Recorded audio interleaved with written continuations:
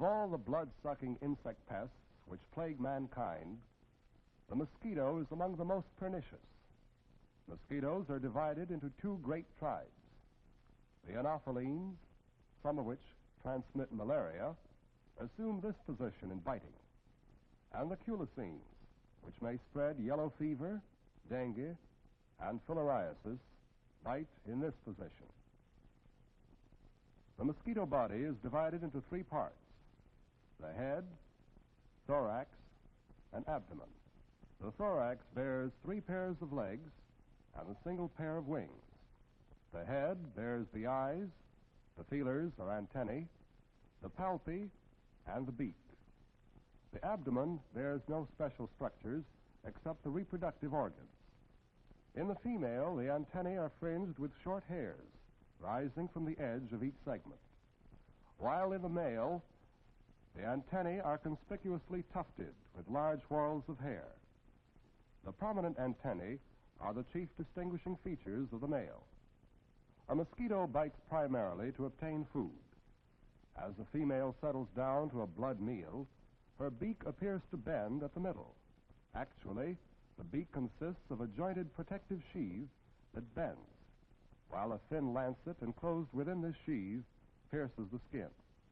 A cross-section of the beak shows that this lancet consists of 6 separate stylets, which enclose between them 2 tubes, one for saliva and one for blood.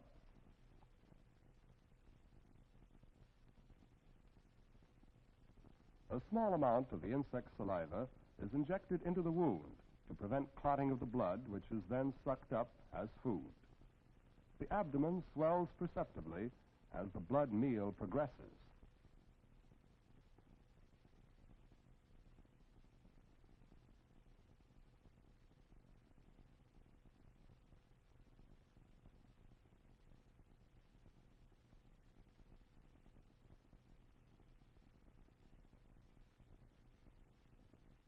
A male mosquito cannot bite or suck blood.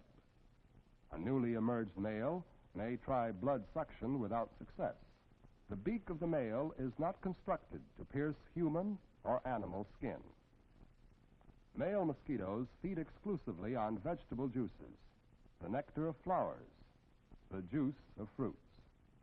The female also feeds on vegetable juices, but blood forms the major part of her diet. Some mosquitoes lay eggs on the surface of water, some near the water. Some mosquitoes like shaded water, others sunlit. Some require fresh water, others prefer salt. But all mosquitoes require water of some kind. Floodwater mosquitoes lay their eggs singly in mud near water or in other areas which later may be covered with water. The eggs of floodwater mosquitoes can remain dormant, sometimes for years, until the conditions of warmth and water are suitable for hatching. Floodwater mosquitoes living in regions having cold winters overwinter in the egg stage.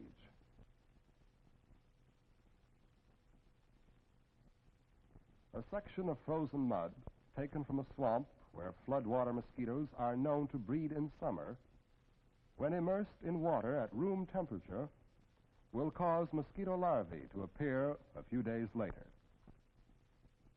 Most other mosquitoes overwinter in the adult stage.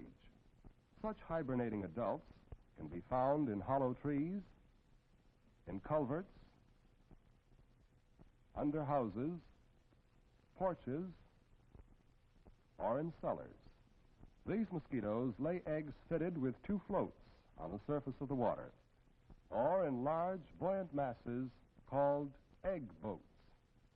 Except when overwintering, mosquito eggs hatch into larvae soon after they are laid, sometimes in less than a day.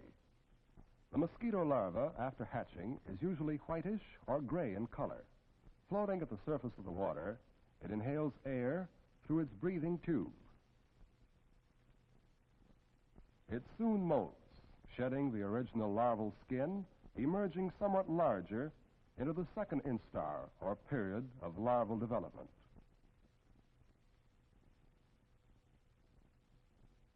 In the same way, the larva passes through the third and into the fourth and last instar.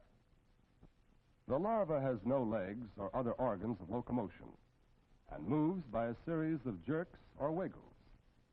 In some species, the body of the larva is transparent, and the heart action may be observed. As in all insects, the contraction waves begin posteriorly and advance anteriorly. Watch closely this tail-to-head pulsation.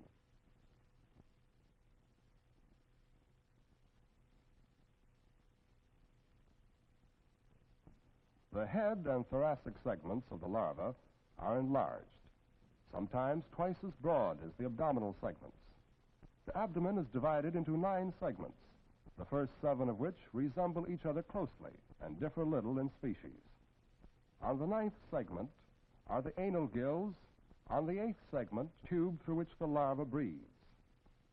Most larvae hang head down with the breathing tubes at the surface of the water. The Anopheles larva, however, lies horizontally when feeding at the water surface. Examined closely, the mouth parts are seen to be in constant motion.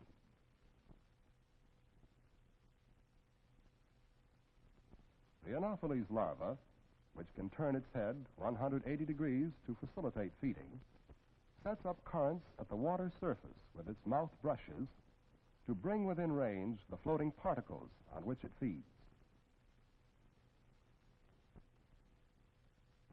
When the larva has reached the 4th instar, appendage buds, which will later grow into the legs and wings, can be seen on the ventral side of the thorax through the semi-transparent cuticle.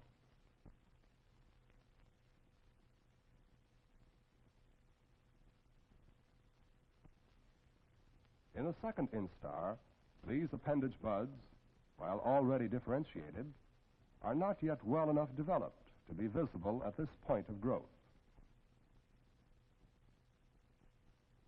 Full grown, the larva now begins the change to the pupal form. Telescoping its body slightly, it commences to shed its cuticle, usually beginning at the head. For a while, the insect may rest, its new pupal head projecting from its larval body.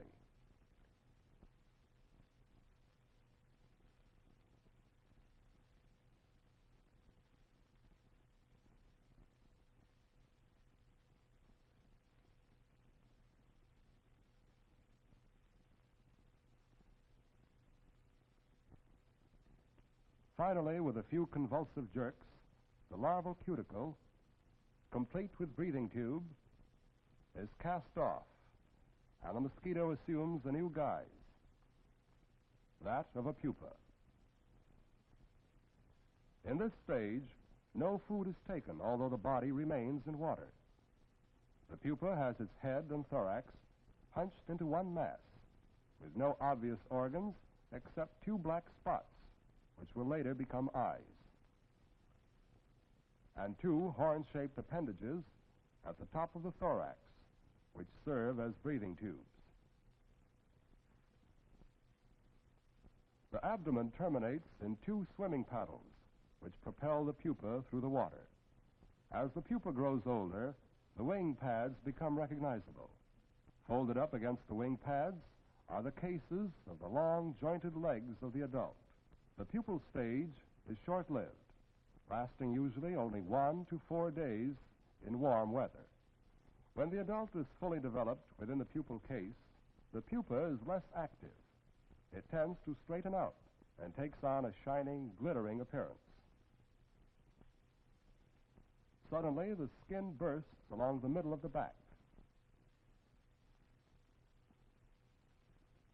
The adult rises up almost vertically, literally oozing out of the pupal envelope.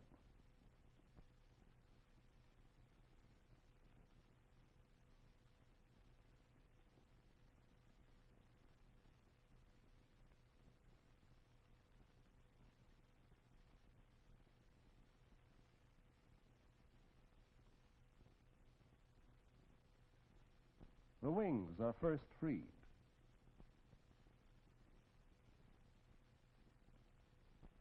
Finally, the long legs are carefully extended to support the fully developed body.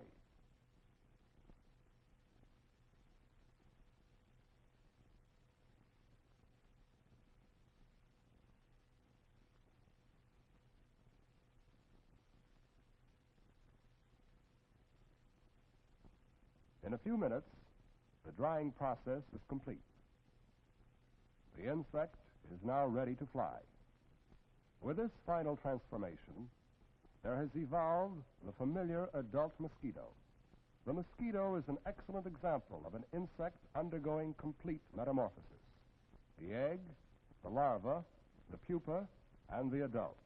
Truly, the female of the species is more deadly than the male.